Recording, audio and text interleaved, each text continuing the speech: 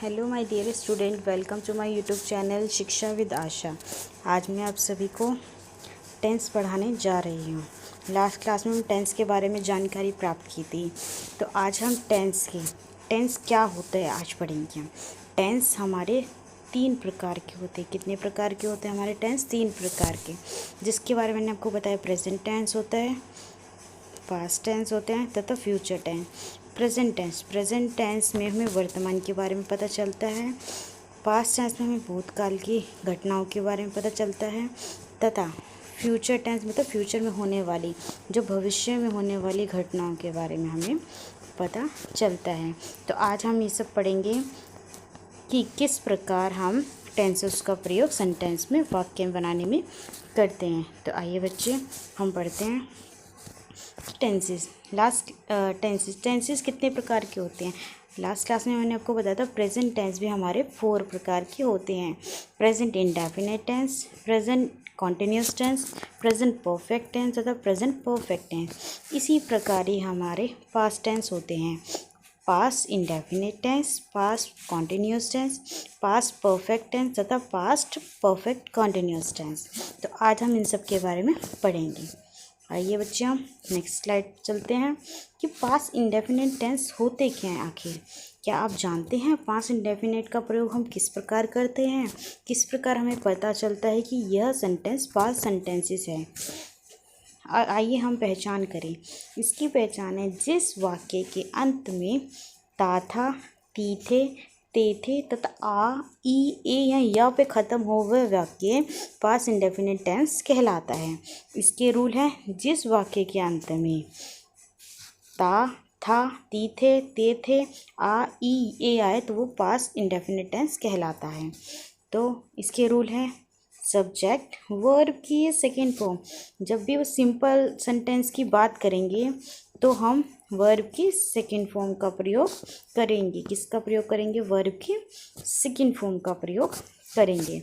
साथ में हम देखेंगे इसके इंट्रोगेटिव नेगेटिव सेंटेंस में हम किस प्रकार इसका प्रयोग करते हैं। इसका प्रयोग सब्जेक्ट डिड, इंट्रोगेटिव सेंटेंस में इसका सेकंड फॉर्म आती है डिड, फिर नोट और साथ में वर्ब की फर्स्ट फॉर्म।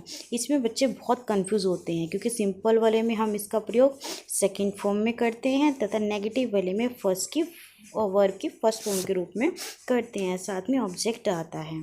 ऐसे ही थर्ड है इंट्रोगेटिव पॉजिटिव, तो डिड आएगा पहले, फिर सब्जेक्ट आएगा। सब्जेक्ट के अकॉर्डिंग हम वर्ब की फर्स्ट फॉर्म लगाएंगे तथा ऑब्जेक्ट का प्रयोग करेंगे। नेक्स्ट से हमारा डिड आएगा, फिर सब्जेक्ट आएगा, नोट आएगा, वर्ब की फर्स्ट फॉर्म आएगी तथा ऑब्जेक्ट का तथा क्वेश्चन मार्क का प्रयोग करेंगे। बच्चों क्वेश्चन मार्क का प्रयोग करना बहुत अनिवार्य होता है। कभी भी आप क्वेश्चन मार्क लगाना, क्योंकि क्वेश्चन का मतलब होता है हम किसी से कुछ पूछ रहे हैं। यदि आप किसी से कुछ सवाल पूछ रहे हो, क्या तुम वहाँ जा रहे हो, तुम किसी से यदि कुछ भी क्वेश्चन पूछो तो उसके रूप में हम क्वेश्चन मार्क का प्रयोग करते हैं। यदि हमने लिख दिया कि तुम कहीं जा रहे हो, क्वेश्चन मार्क नहीं लगाया, तो ऐसा लगे हमने स्टेटमेंट उनसे पूछी है या कही है। अगर हमने क्वेश्चन मार्क का यूज़ करा तो हमें ये पता चलता है हम उससे ये क्वेश्चन पूछ रहे हैं। नेक्स्ट है हमारा नेक्स्ट है, आइए कुछ एग्जाम्पल देखते हैं कि हमें example of the past indefinite tense. Example of past indefinite tense. उन्होंने कुछ तोड़ा। अब है तो आया नहीं इसके पीछे और ना ही था है, उन्होंने कुछ तोड़ दिया है। आ है, अभी मैंने बताया था जिसके अंत में आ है, खाली आ की आवाज़ नहीं। तोड़े को ब्रेक कहते हैं, BREAK ब्रेक। तो उन्होंने कुछ तोड़ा, ठीक है। तो उन्हों के लिए आप दे का यूज़ कर सकते हैं और ही शी का यूज़ तब करते हैं जब हमें ही का यूज़ करते हैं जब हमें लड़की के लिए उपयोग करा जाए, और शी का उपयोग करते हैं हम लड़की के लिए डिनोट करें। तो ही ब्रोक एनीथिंग है, कुछ तोड़ा है। कुछ किसके लिए यूज़ हुआ है बच्चों? एनीथिंग के लिए हमने कुछ का प्रयोग किया है। तो they broke anything. Second form है दे डिड नॉट। डिड क्यों आए इसके साथ? आप डिड का हर किसी के साथ आपको सेकंड फॉर्म में इंट्रोगेटिव नेगेटिव में आपको डिड का उपयोग करना है। बस सिंपल प्रेजेंट में आपको सब्जेक्ट के साथ वर्ब के सेकंड फॉर्म का प्रयोग करते हैं। सबसे इम्पॉर्टेंट है पास्ट इंडेफिनिट। तो आई देखते हैं हम ब्रेक एनीथिंग। ब्रेक क्यों है, ये तो वर्ब की फर्स्ट फॉर्म है।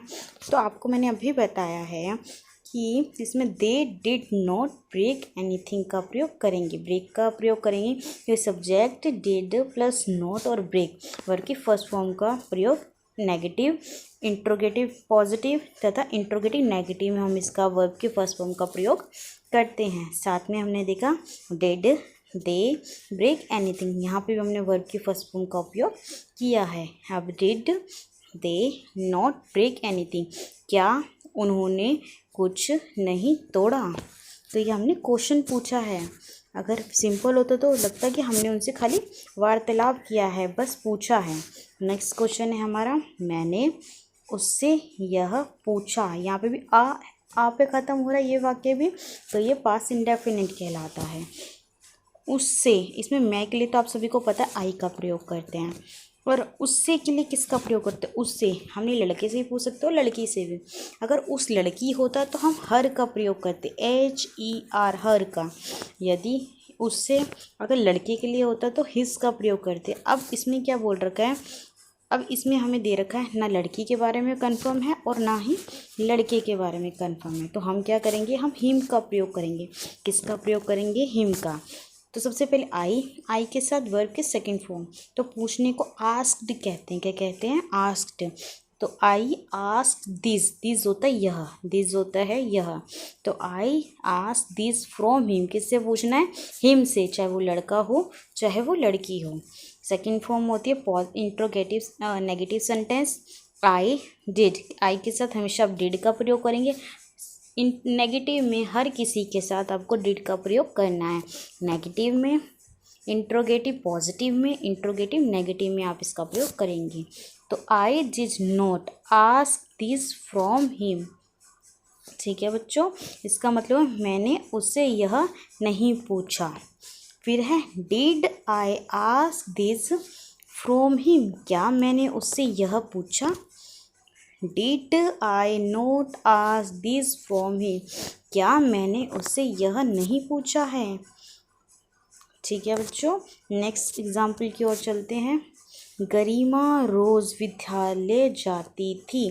अब इसमें क्या है, जिसके अंत में थी आए वो भी पास्ट इंडेफिनिट टेंस कहलाता है। ठीक है बच्चों, तो इसमें सब्जेक्ट वर्ब के सेकंड फॉर्म का प्रयोग करेंगे। गरिमा किसी लड़की का नाम है, रोज़ होता है डेली, डेली या एवरीडे। ठीक है, या इसको सब सेंटेंस के सबसे आगे या सबसे बाद में प्रयोग करते हैं। और विद्यालय का मतलब होता है स्कूल। तो गरिमा वेंट टू, क्योंकि गो टू तो फर्स्ट फॉर्म होती है तो इसकी सेकंड फॉर्म होती है went to. Garima went to school everyday. Everyday का मतलब होता है हर रोज़। ठीक है, गरिमा डिड नॉट, गरिमा के साथ हर एक सब्जेक्ट के साथ आप डिड का प्रयोग करेंगे। फिर नॉट गो टू, यहाँ पे वर्ब की फर्स्ट फॉर्म का उपयोग होता है। जिस प्रकार मैंने आपको अभी बताया है, negative interrogative sentence, interrogative positive में इसका प्रयोग करते हैं। स्कूल एवरीडे, तो Garima did not go to school everyday, Garima रोज़ विद्यालय नहीं जाती थी। Did Garima go to school everyday, क्या गरिमा रोज़ विद्यालय जाती थी, साथ में क्वेश्चन मार्क। हमने ये पूछा है, क्या गरिमा रोज़ विद्यालय जाती थी। नेक्स्ट है हमारा, did Garima not go to school every day, क्या गरिमा रोज़ विद्यालय नहीं जाती थी। इसमें भी हमने गो टू का प्रयोग करा है। तो खाली सिंपल में हम वर्ब के सेकंड फॉर्म का प्रयोग करते हैं। इंट्रोगेटिव पॉजिटिव, इंट्रोगेटिव तथा इंट्रोगेटिव पॉजिटिव में हम इसका वर्ब की फर्स्ट फॉर्म का प्रयोग करते हैं। नेक्स्ट एग्जाम्पल है अब हमारा, मैं अपना काम करता था। इसके लास्ट में भी था का प्रयोग हो रहा है। इसी प्रकार अब डू की सेकंड फॉर्म क्या होती है बच्चों, डिड। क्या होती है, डिड। तो इसमें काफ़ी बच्चे बहुत कंफ्यूज होते हैं। तो आइए देखते हैं किस प्रकार बच्चे कंफ्यूज होते हैं। तो मैं के लिए तो आई का प्रयोग हो गया। अब सब्जेक्ट की सेकंड फॉर्म का प्रयोग होता है। अब इसमें करने के लिए बोला है तो करने की सेकंड फॉर्म होती है डिड। तो I did my work. Okay बच्चों, कभी बच्चे सोच लेते हैं यहाँ पे भी डिड लगा है तो हमने इसी प्रकार यहाँ पे भी हम डिड का प्रयोग कर लेते हैं, पर यह करना गलत माना गया है। तो आई के साथ सब्जेक्ट फिर did my work, I did my work, मैंने अपना काम करता था। आई did not do my work, मैं अपना काम नहीं करता था। Did I do my work, क्या मैं अपना काम करता था। Did I not do my work, क्या मैं अपना काम नहीं करता था। नेक्स्ट है हमारा, वह पाठ याद करती थी, क्या करती थी, वह पाठ याद करती थी। याद, वह का मतलब ही के लिए बात हो रही कि शी के लिए, ये किस प्रकार पता चलेगा, लास्ट के टर्म देख के। तो यहाँ पर यूज़ हो रहा है थी का। अब थी तो लड़की के लिए यूज़ होता नहीं है, तो था का प्रयोग होता है लड़के के लिए, तो थी का होता है लड़की के लिए, तो शी का प्रयोग करा है हमने। और पाठ का मतलब होता है लेसन, और याद करने को कहते हैं लर्न। तो लर्न की LEARENT लर्न होती है सेकेंड फॉर्म, ठीक है। तो वह पाठ याद करती थी। शी लर्न हीज लेसन, वह पाठ नहीं याद करती थी। शी सब्जेक्ट के साथ, किसी भी सब्जेक्ट के साथ हम पॉजिटिव नेगेटिव में हम डिड का प्रयोग करते हैं, ठीक है बच्चों। नेगेटिव सेंटेंस में she did not learn his lesson, यहाँ पे वर्ब की फर्स्ट फॉर्म का उपयोग करेंगे। Did she learn his lesson, और साथ में क्वेश्चन मार्क, क्या वह अपना पाठ याद करती थी। Did she not learn his lesson, क्या वह अपना पाठ याद नहीं करती थी। आइए बच्चों नेक्स्ट एग्जाम्पल की ओर चलते हैं। किन किन बच्चों को मुंबई रहना अच्छा लगता है, तो ये उनके लिए है कि वे मुंबई में रहते थे। कि हम मुंबई में रहते थे, ये भी सेंटेंस बन सकता है। तो आप ज़्यादा से ज़्यादा सेंटेंस बना के उनकी प्रैक्टिस, बोलने की भी करिए, प्रैक्टिकल करिए घर पे। तो वे मुंबई में रहते थे, वे के लिए आप दे का प्रयोग करते हैं। रहने को लीव कहते हैं, इसकी सेकेंड फॉर्म होती है लिव्ड। ओके बच्चों, कि क्या सेकेंड फॉर्म होती है, लिव्ड। तो दे लिव्ड इन मुंबई, कि वह मुंबई में रहते थे। दे के सब डिड का, जिस प्रकार मैंने आपको बताया है कि सब्जेक्ट के साथ आप नेगेटिव में डिड का प्रयोग करेंगे यदि पास इंडेफिनिट टेंस की बात हो रही हो तो। दे did not live in Mumbai, अब लिव यहाँ पे फर्स्ट फॉर्म की बात हो गई है, क्योंकि negative interrogative positive, interrogative negative में हम वर्ब की फर्स्ट फॉर्म का उपयोग करते हैं। ये सब बच्चे को याद रखना है, इसलिए मैं बार बार ये रिपीट कर रही हूँ। मोस्टली बच्चे इसमें काफ़ी गलती करते हैं, तो हमें वो चीज़ नहीं करनी है। Did they live in Mumbai, क्या वे मुंबई में रहते थे। Did they not live in Mumbai, क्या वे मुंबई में नहीं रहते थे। आइए बच्चों नेक्स्ट एग्जाम्पल की ओर चलते हैं। आज पिताजी ऑफिस गए, यहाँ पर ये आ रहा है, यहाँ पर एक ही मात्रा, ये जिसमें भी मैंने बताया या आए या ये आए, तो आप इसका प्रयोग अच्छे से कर सकते हैं, ठीक है बच्चों। आइए नेक्स्ट की ओर चलते हैं हम। फादर, आज पिताजी ऑफिस गए। आज का मतलब टुडे होता है, यहाँ सब सेंटेंस के वाक्य से पहले या वाक्य के अंत में हम इसका प्रयोग करते हैं। तो आज मतलब टुडे हो गया। तो पिताजी ऑफिस गए, फादर जाने की फर्स्ट फॉर्म होती है गो, पर हम इसमें यूज़ करेंगे सेकेंड फॉर्म, तो went to. Father went to office today. Father did not go to office today, क्या पिताजी आज ऑफिस नहीं गए। फादर के साथ भी डिड का प्रयोग होगा, साथ में वर्ब की फर्स्ट फॉर्म का उपयोग हम करेंगे। अब है interrogative positive. Did father go to office today, क्या पिताजी आज ऑफिस गए। Did father not go to office today, क्या पिताजी आज ऑफिस नहीं गए। आइए नेक्स्ट एग्जाम्पल की ओर चलते हैं। मोस्टली बच्चों को ये पता ही नहीं होता चढ़ने का मतलब क्या होता है तथा इसकी सेकेंड फॉर्म क्या है, तो आइए पता करते हैं। बंदर का मतलब होता है मोंकी, पेड़ का मतलब होता है ट्री, और चढ़ने को कहते हैं क्लाइंब। द मोंकी क्लाइंब्ड, क्योंकि यहाँ पे वर्ब की सेकेंड फॉर्म का उपयोग करेंगे, वर्ब की फर्स्ट फॉर्म का उपयोग नहीं करते सिंपल सेंटेंसेस में। तो the monkey climbed in the tree, the monkey did not climb in the tree. क्या मोंकी पेड़ पर नहीं चढ़ा? क्योंकि मोंकी भी एक सब्जेक्ट है, सब्जेक्ट के साथ हम डिड का प्रयोग करते हैं नेगेटिव सेंटेंसेस में। Did the monkey climb in the tree. क्या बंदर पेड़ पर नहीं चढ़ा? तो क्लाइंब आ गया इसका चढ़ना। Did the monkey not climb in the tree, साथ में क्वेश्चन मार्क। क्या बंदर पेड़ पर नहीं चढ़ा है? तो इस प्रकार हम इनका प्रयोग करते हैं। प्रेजेंट में सिंपल में, पास्ट इंडेफिनिट के सिंपल में सब्जेक्ट वर्ब के सेकेंड फॉर्म का उपयोग करते हैं तथा नेगेटिव, इंट्रोगेटिव पॉजिटिव और इंट्रोगेटिव नेगेटिव में आप वर्ब की फर्स्ट फॉर्म का उपयोग करते हैं। नेक्स्ट एग्जाम्पल है, मैं इस तालाब में नहाती थी। क्या करती थी हम? नहाती थी या नहाता था। ठीक है, क्या करता था? नहाता था। मैं इस तालाब में नहाता था। तो आई टेक का मतलब, अब नहाने को कहते हैं टेक बाथ। ठीक है, टेक बाथ होती है तो टेक की सेकेंड फॉर्म होती है टुक।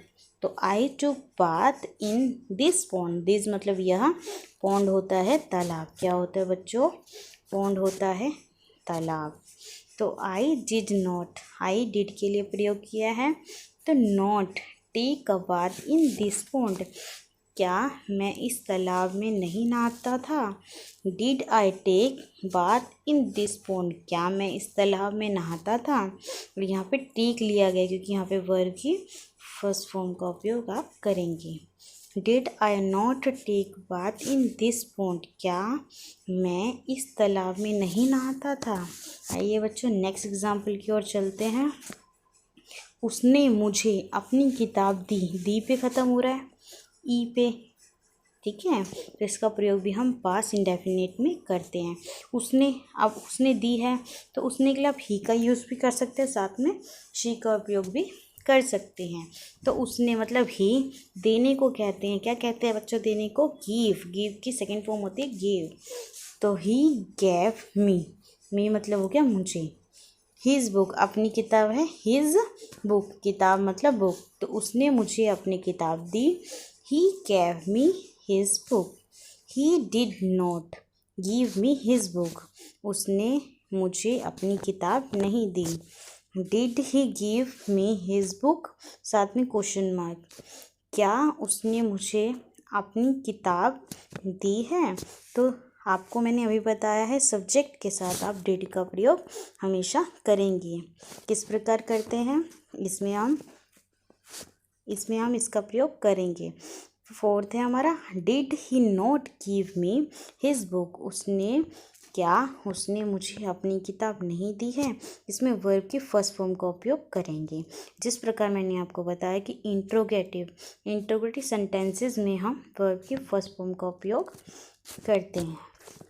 नेक्स्ट एग्जाम्पल की ओर चलते हैं। इसमें लिखा है, उससे राहुल ने मारा है। किसने मारा? आ है पे ख़त्म हो रहा है। यदि कोई सेंटेंस आ है पे ख़त्म होता है, आ पे ख़त्म होता है, तो उसमें पास्ट इंडेफिनिट का प्रयोग करते हैं। ओके, तो उसे किसने, शायद लड़का भी हो सकता है और लड़की भी हो सकती है, तो इसमें डिफाइंड नहीं है, इसलिए राहुल हमारा सब्जेक्ट हो गया। और मारने की थर्ड फॉर्म होती है किल्ड। क्या होती है? किल्ड।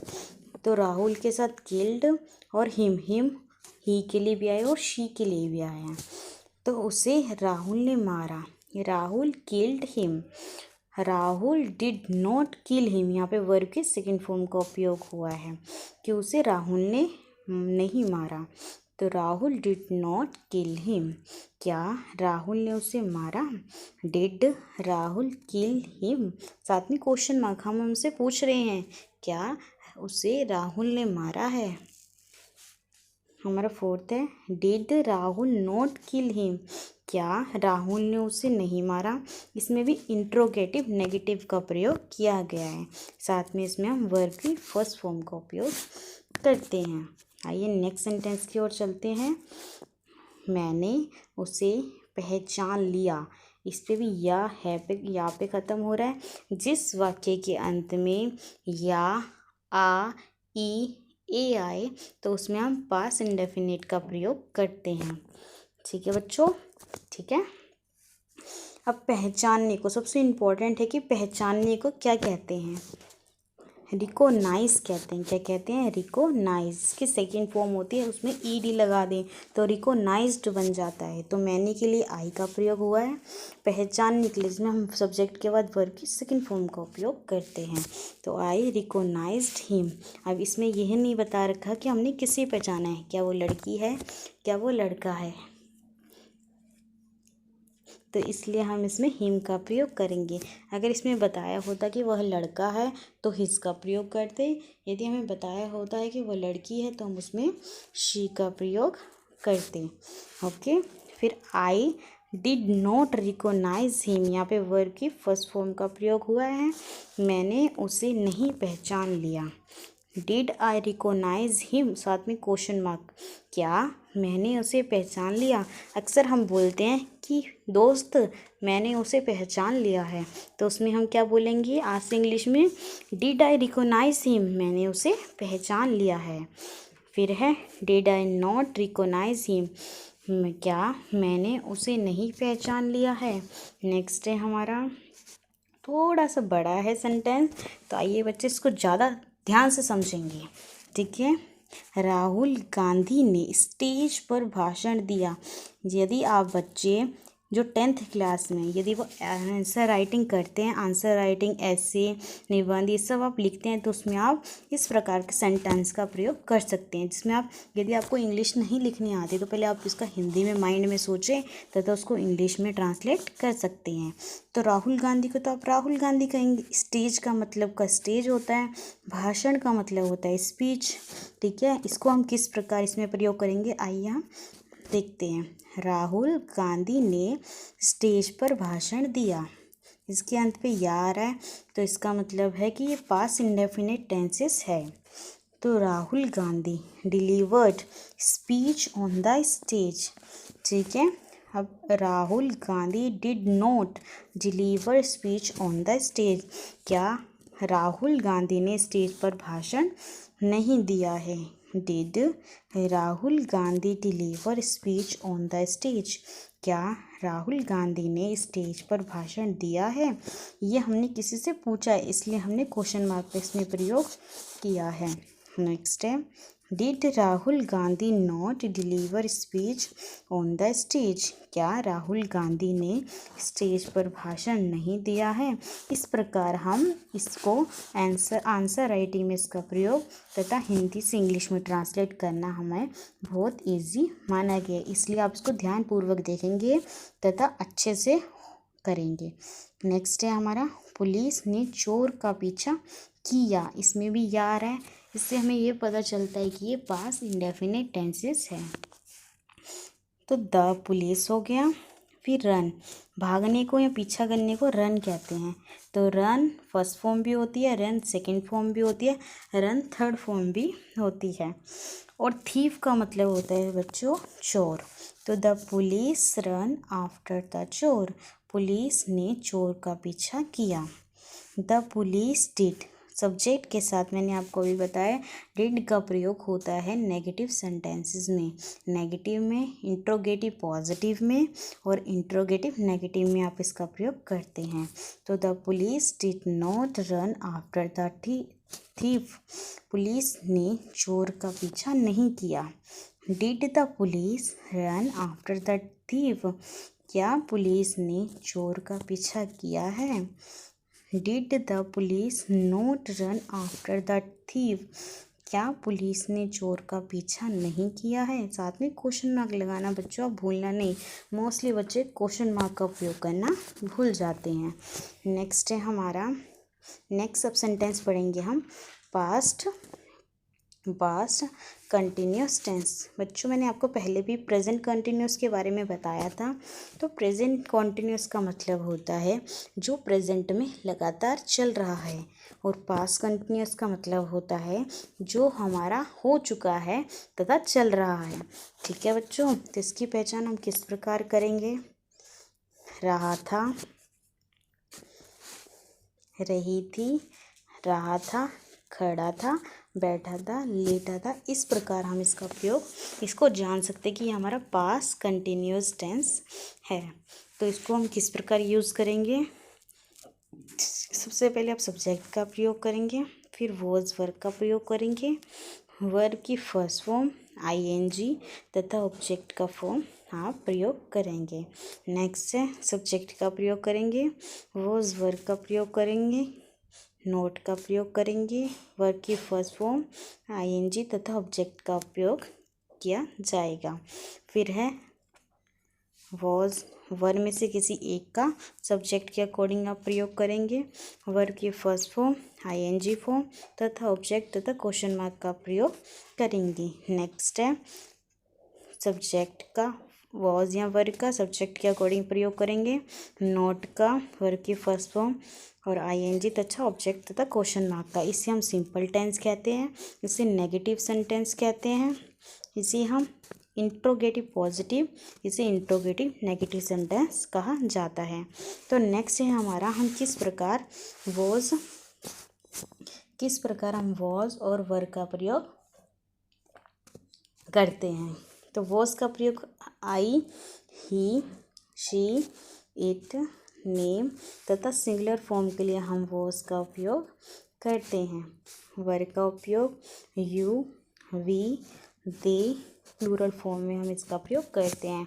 आई का मतलब होता है मैं, ही का मतलब होता है लड़के के लिए प्रयोग होना, शी का उपयोग लड़की के लिए होता है तथा इट का प्रयोग किसी जानवर बेजान वस्तु के लिए हम इसका प्रयोग करते हैं। तथा नेम का उपयोग सिंगुलर नेम का उपयोग भी हम वॉज के साथ करते हैं, किसी पर्सन का नेम आए, और सिंगुलर फॉर्म होती है एक किसी वस्तु का उपयोग करना। वर्ब का उपयोग यू के साथ होता है, यू का मतलब तुम होता है, वी का मतलब हम होता है, दे का मतलब वे होता है, प्लूरल फॉर्म का मतलब होता है एक से ज़्यादा का प्रयोग करना। नेक्स्ट है हमारा एग्जाम्पल, पास्ट कंटिन्यूस टेंस के एग्जाम्पल की ओर चलते हैं। सर हमें समझा रहे थे, तो सर के साथ वॉज का उपयोग हुआ है। क्यों हुआ? क्योंकि किसी का नाम है। अभी मैंने आपको बताया है किसी के नाम के साथ हम वॉज का प्रयोग करेंगे। और मेक समझाना होता है मेक, तो उसके साथ आईएनजी फॉर्म का प्रयोग हमने किया है। तो सर वॉज मेकिंग अस क्यों आया? क्योंकि हमें के लिए जब दो सब्जेक्ट एक साथ आते हैं, पहला सब्जेक्ट स्टार्टिंग में प्रयोग होता है, सेकंड सब्जेक्ट का उपयोग हम ऑब्जेक्ट के रूप में करते हैं तथा समझाने को अंडरस्टैंड कहते हैं। तो sir was not making us understand, sir हमें समझा नहीं रहे थे। Sir was making us understand, क्या सर हमें समझा रहे थे?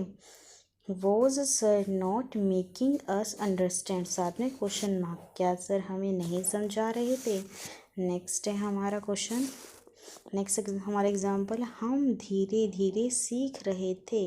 इसके लास्ट में रहे थे आया है, तो इसलिए हम पास्ट कंटिन्यूस का प्रयोग करते हैं।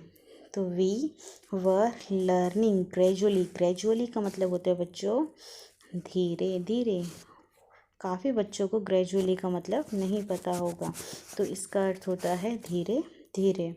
तो we were not learning, learning होता है सीखना, ठीक है बच्चों। तो we were not learning, we का प्रयोग वर्ब के साथ क्यों हुआ है? क्योंकि प्लूरल फॉर्म होती है, हम मतलब बहुत ज़्यादा लोगों के लिए प्रयोग हुआ है। तो we were not learning gradually, कि हम धीरे धीरे नहीं सीख रहे हैं। वर वी लर्निंग ग्रेजुअली, क्या हम धीरे धीरे सीख रहे थे? We were not learning gradually, हम धीरे धीरे नहीं सीख रहे थे। तो इस प्रकार हम इसका प्रयोग पास्ट कंटिन्यूअस का प्रयोग करते हैं। नेक्स्ट सेंटेंस है, नेक्स्ट सेंटेंस की ओर चलते हैं बच्चों। मैं अपनी किताब पढ़ रही थी, तो मैं के साथ आई का प्रयोग होगा, आई के साथ वॉज का प्रयोग होगा। तो आई वॉज रीडिंग, रीडिंग होता है पढ़ना, तो I was reading my book, कि मैं अपनी किताब पढ़ रही थी से पता चला कि यहाँ पे पास्ट का उपयोग पास्ट कंटिन्यूस का प्रयोग हुआ है। कंटिन्यूस को कैसे पता चला कि अभी मैं अपनी किताब पढ़ रही हूँ। तो I was not reading my book, क्या नहीं, मैं अपनी किताब नहीं पढ़ रही हूँ। Was I reading my book, साथ में क्वेश्चन मार्क का प्रयोग करेंगे। Was I not reading my book, क्या मैं अपनी किताब नहीं पढ़ रही हूँ। नेक्स्ट क्वेश्चन की ओर चलते हैं। वे फुटबॉल खेल रहे थे, इसमें भी रहे थे आ रहा है, तो पास्ट कंटिन्यूस का प्रयोग हम करेंगे। और वे का मतलब होता है बच्चों दे, तो वे का मतलब होता है दे। काफ़ी बच्चे इसमें ही और शी का प्रयोग करते हैं, तो उसका प्रयोग करना गलत होता है। ओके, तो दे के साथ हम किसका प्रयोग करेंगे, वर का प्रयोग करते हैं। इसका प्रयोग करेंगे, वर का प्रयोग करेंगे। तो दे वर प्लेइंग फुटबॉल, कि वो अभी भी खेल रहे थे। दे वर नॉट प्लेइंग फुटबॉल, क्या वे फुटबॉल नहीं खेल रहे थे। वर दे प्लेइंग फुटबॉल, क्या वे फुटबॉल खेल रहे थे। वर दे नॉट प्लेइंग फुटबॉल, क्या वे फुटबॉल नहीं खेल रहे थे। तो इस प्रकार हम इसका प्रयोग करते हैं। आइए नेक्स्ट क्वेश्चन की ओर चलते हैं। हम अपना पाठ याद कर रहे थे, कि जो मैंने प्रेजेंट पास्ट में काम चालू किया था वो भी अभी मैं कर रही हूँ लगातार। तो हम के लिए वी का प्रयोग हुआ, वी के साथ वर का प्रयोग करेंगे। और लर्निंग अवर लेसन, अवर का प्रयोग मैंने यहाँ पे क्यों किया, क्योंकि मैंने भूला है याद करते, अपना पाठ याद कर। किसका पाठ, अपना, अपने के लिए आप अवर का प्रयोग कर सकते हैं। तो we were learning our lesson. और we were not learning our lesson, हम अपना पाठ याद नहीं कर रहे थे। Were we learning our lesson, क्या हम अपना पाठ याद कर रहे थे। We were not learning our lesson, क्या हम अपना पाठ याद नहीं कर रहे थे। जिस प्रकार मैंने आपको बताया है, सबसे पहले वाले को present simple tense, past simple tense कहते हैं। सेकंड वाले को हम नेगेटिव सेंटेंसेस कहते हैं। थर्ड वाले को इंट्रोगेटिव पॉजिटिव टेंस के नाम से जाना जाता है, तथा फोर्थ वाले को हम इंट्रोगेटिव नेगेटिव सेंटेंस की तरह प्रयोग करते हैं। नेक्स्ट है हमारा क्वेश्चन, तुम मेरे नौकर को बुला रही थी। तो बुलाने को बच्चों कहते हैं कॉल, तो इसके साथ आईएनजी फॉर्म लग गई तो कॉलिंग बन जाता है। और नौकर का मतलब होता है सर्वेंट, क्या होता है, सर्वेंट, ठीक है। तुम मतलब यू, तो यू के साथ वर का प्रयोग होता है। तो you were calling my servant, तुम मेरे नौकर को बुला रही थी। You were not calling my servant, तुम मेरे नौकर को नहीं बुला रही थी। Were you calling my servant, क्या तुम मेरे नौकर को बुला रही थी। Were you not calling my servant. Okay बच्चों, क्या तुम मेरे नौकर को नहीं बुला रही थी। इस प्रकार हम पास्ट कंटिन्यूअस का प्रयोग करते हैं। नेक्स्ट सेंटेंस है हमारा, वह एक मधुर गाना गा रही थी। मधुर का मतलब होता है स्वीट सॉन्ग, क्या होता है, स्वीट सॉन्ग। वह एक मधुर गाना गा रही थी। तो she was singing a sweet song. She was not singing A sweet song, वह लड़की के लिए प्रयोग हुआ है, लड़की के लिए, इसलिए हम शी का प्रयोग करते हैं। Was she singing a sweet song, क्या वह मधुर गाना गा रही थी। Was she not singing a sweet song, क्या वह मधुर गाना नहीं गा रही थी। नेक्स्ट है हमारा एग्जाम्पल, वह अपनी गुड़िया से खेल रही थी।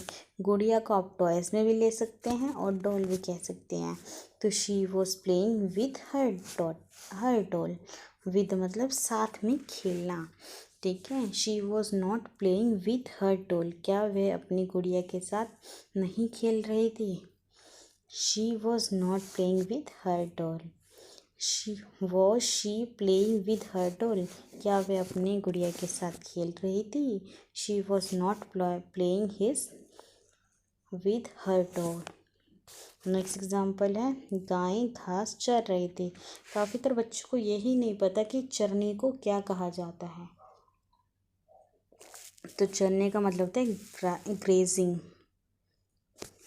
तो गाय का मतलब द काउ, द के काउ के साथ हमेशा द का प्रयोग होता है, तो इसलिए काउ के साथ हम द का प्रयोग करते हैं। तो द के साथ वॉज, क्योंकि एक काउ की बात हम कर रहे हैं, तो the cow was grazing grass, grass होती है घास, घास को हम ग्रास कहते हैं। The cow was not grazing grass, गाय घास चर नहीं रही थी। Was the cow grazing grass, क्या गाय घास चर रही थी। Was the cow not grazing grass, क्या गाय घास नहीं चर रही थी।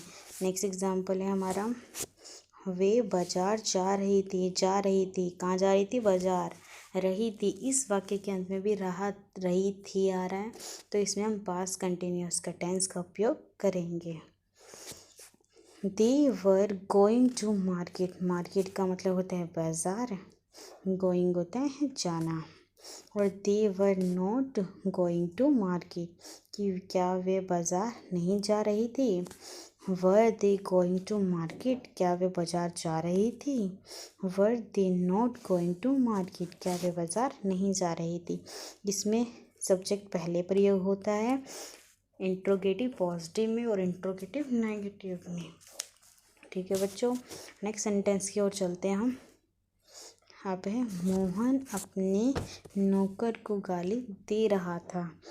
गाली देने को बच्चों अब्यूज़ कहते हैं, ज़्यादातर बच्चे इसका प्रयोग करते हैं, तो जिसका उपयोग करना गलत होता है। ओके, तो Mohan was abusing his servant, कि मोहन अपने नौकर को गाली दे रहा था। सर्वेंट का मतलब होता है नौकर। Mohan was not abusing his servant, Mohan अपने नौकर को गाली नहीं दे रहा था। Was Mohan abusing his servant, क्या मोहन अपने नौकर को गाली दे रहा था। Was Mohan not abusing his servant, क्या वे अपने सर्वेंट को गाली नहीं दे रहा था। नेक्स्ट है हमारा, वे लड़के शोर मचा रहे थे। क्या कर रहे थे बच्चे, शोर मचा रहे थे। शोर को कहते हैं नॉइज़। तो आपको वर्ब सेंटेंसेस अगर हिंदी से आपको इंग्लिश में ट्रांसलेट करना है, तो उसके लिए आपको वर्ब का लर्न करना बहुत इम्पॉर्टेंट है। यदि आपको पता ही नहीं होगा शोर का मतलब क्या होता है, तो आप किस प्रकार इस सेंटेंस का प्रयोग करेंगे। वे लड़के मतलब बॉयज़ के बारे में बोला है, तो दोज बॉयज़ का उपयोग करते हैं। तो those boys were making a noise, कि वह लड़के शोर मचा रहे थे। नेक्स्ट है, those boys were not making a noise, क्या वे लड़के शोर नहीं मचा रहे थे। नेक्स्ट सेंटेंस है, वर those boys making a noise, क्या वे लड़के शोर मचा रहे थे। Those were those boys were not making a noise, क्या वे लड़के शोर नहीं मचा रहे थे। नेक्स्ट सेंटेंस है हमारा, किसान अपना खेत जोत रहा था। Farmer was playing his field, field होता है खेत। Farmer was not playing his field, किसान अपना खेत नहीं जोत रहा था। Was farmer playing his field, क्या किसान अपना खेत जोत रहा था। इसका प्रयोग आप सेंटेंसेस बनाने में करते हैं। चलो आइए बच्चों हम वर्ब की ओर चलते हैं। किसकी ओर चलते हैं, वर्ब। काफ़ी मैंने पिछले ही सेंटेंस में आपको काफ़ी वर्ब के बारे में बताया था। आइए हम वर्ब की ओर चलते हैं। सबसे 41 हमारी वर्ब है एट्रेस, अरेस्ट मतलब होता है गिरफ्तार करना। अरेस्टेड, इसका प्रयोग आप खुद अपने हिंदी में वाक्य बना के और उसको इंग्लिश में ट्रांसलेट करने के लिए कर सकते हैं। नेक्स्ट है आस्क, जिसमें अभी मैंने क्वेश्चन में एक आस्क के फॉर्म में क्वेश्चन करवाया था। आस्क्ड होता है पूछना, इसकी सेकंड और थर्ड फॉर्म होती है आस्क्ड। ओके बच्चों, थर्ड फॉर्म है असेंबल, इकट्ठा करना, उसे कहते हैं असेंबल। इसकी थर्ड फॉर्म होती है असेंबल्ड तथा असेंबल्ड। ओके बच्चों, असेंबल्ड। नेक्स्ट है हमारा असर्ट, दावा करना, जोर दिखाना। जैसे पीएम मोदी जोर दिखाता है कि मैंने ये काम किया, ये केजरीवाल, इसलिए असर्टेड। या कोई भी पर्सन जो ज़्यादा पावरफुल होता है वो कहता है कि मैंने ये काम किया। असॉर्ट का मतलब होता है छांटना, असॉर्टेड। नेक्स्ट है एज्यूम। एज्यूम होता है मानना या ग्रहण करना। एज्यूम कल्पना जैसे कर लेते हैं हम, काश मैं ये होता, काश मैं वो होता, तो काश मेरे पास BMW कार होती, इसलिए एज्यूम करना। नेक्स्ट है हमारा चकित करने कहते हैं एस्टोनिश। क्या कहते हैं? एस्टोनिश, चकित करना। अटैच का मतलब होता है संलग्न करना, अटैच्ड। नेक्स्ट है अटैक होता है आक्रमण करना। किसी पे हम धावा बोलते हैं ना कि मैं आ रहा हूँ तुम पे अटैक करने, वैसे ही जैसे PUBG में कहते हैं अटैक कर, उस पर अटैक कर, इसी प्रकार हम इसका प्रयोग कर सकते हैं। नेक्स्ट है हमारा एंटर। एंटन का मतलब होता है हासिल, प्राप्त करना। कुछ भी चीज़ हम प्राप्त करते हैं उसे गॉट भी कहते हैं, अटेंडेड भी कहा जाता है।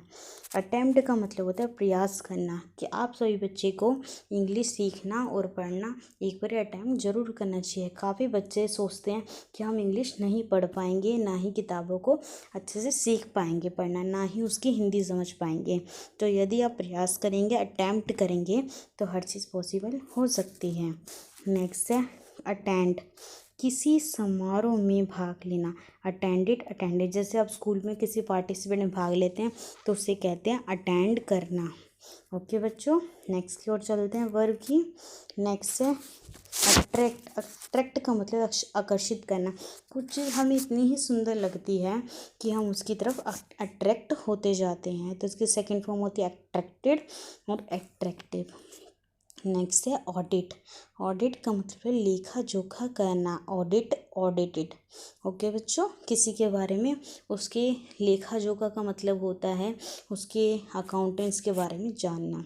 नेक्स्ट है अवॉइड करना, किसी ने हमें देखा और अवॉइड कर दिया, अनदेखा कर देना, उसे अवॉइडेड कहते हैं। नेक्स्ट है हमारा अवेक, जागना या चौंकना, अवेक, अवोकन।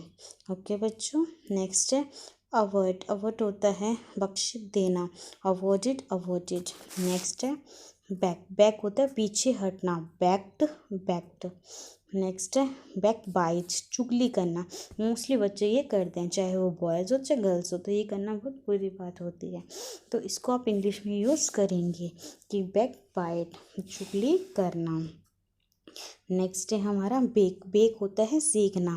जैसे कहते हैं ना बेकरी से हम सामान लेके आ रहे हैं, तो उसका मतलब होता है सेकना।